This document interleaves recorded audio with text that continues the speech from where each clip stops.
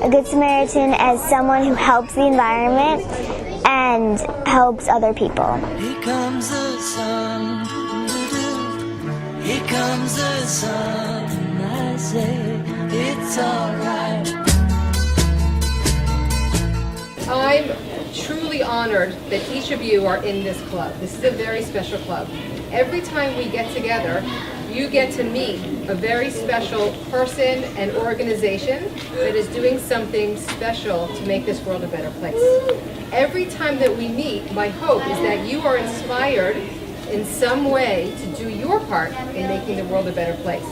It might be smiling at a friend, helping an elderly woman across the street, making your bed in the morning, raising money for charities. There are many different ways that you can do your part in making the world a better place. Forgotten Soldiers Outreach was created 11 years ago when our soldiers, does everyone remember 9/11? You've heard of 9/11? No. When our soldiers, when America entered into Iraq, many years ago, in 2003, one of my co-workers' son was serving with the 173rd Airborne, and he was stationed in Iraq.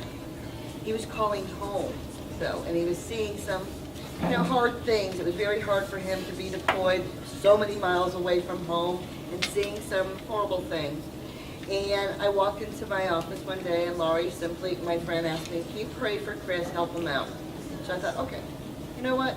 Let's pack him and his buddies some care packages. Just send them a little bit of home.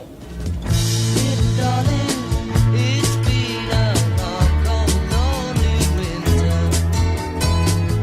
Little darling, it feels like What Animal Aid does, we are a rescue pet adoption center, and we take animals that would otherwise be destroyed in county facilities. It's very sad how many pets end up at the county shelters, and what happens is there's too many and there's not enough homes for them all.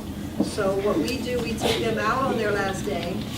If they're hurt or sick, we get them better, thanks to veterinarians, and then we put them for adoption.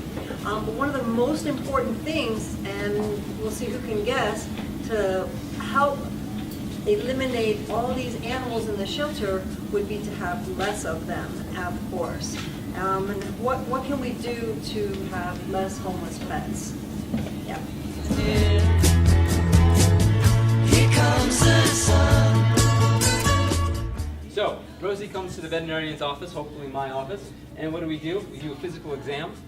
We give her vaccinations, we do blood work. Sometimes we'll listen to her heart, and we'll actually take a picture of her heart.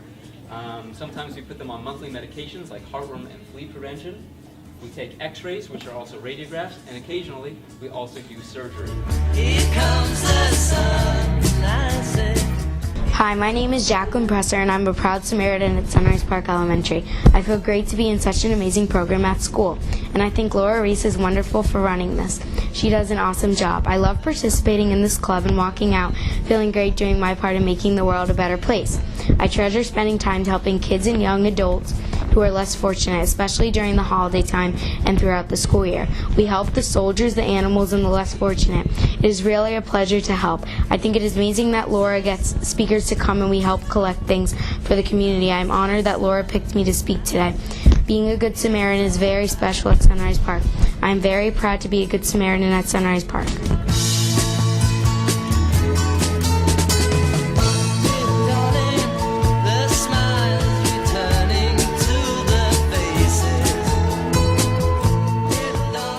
When you guys go home, does anybody look in your backpack? Does anybody ask you what your homework is?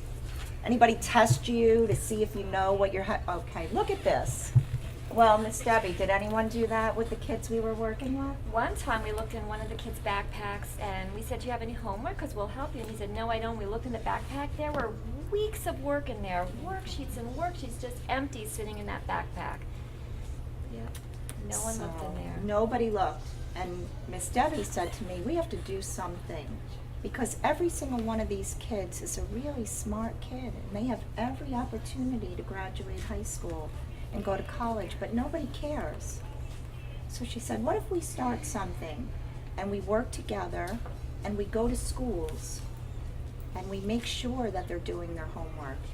And we look in their backpacks, and we study for tests with them. Would it work? Could it work? Could they graduate high school? Could they go to college? It seems like since it's been here, here comes the sun. Camp Boggy Creek started out with two very famous people who you're too young to know about, but one was an actor, Paul Newman, and the other was his friend, a General Norman Schwarzkopf. And they got together and they made a camp for kids that have illnesses, kids that are sick all their lives and really don't have a chance just to be kids and go and have a good time. And they would go for a whole week to this beautiful place in Connecticut and just be kids. So then they decided to open up a location down here in Florida. And it's outside of Orlando. Please raise your hand if you have ever been to what I call Mickey Mouse's house. Disney? Yeah. Okay. Well, thank you. So you know how beautiful it is up there, and it's about a half an hour outside of Orlando. And at that particular camp, every week during the summer, they send a group, just like up north, of kids with special disabilities. Here comes the sun, and I say it's alright.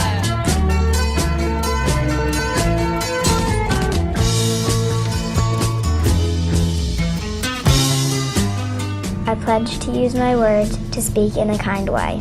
I pledge to help others as I go throughout my day. I pledge to care for our earth with my healing heart and hands. I pledge to respect people in each and every land. I pledge to join together as we unite the big and small. I pledge to do my part to create peace for one and all.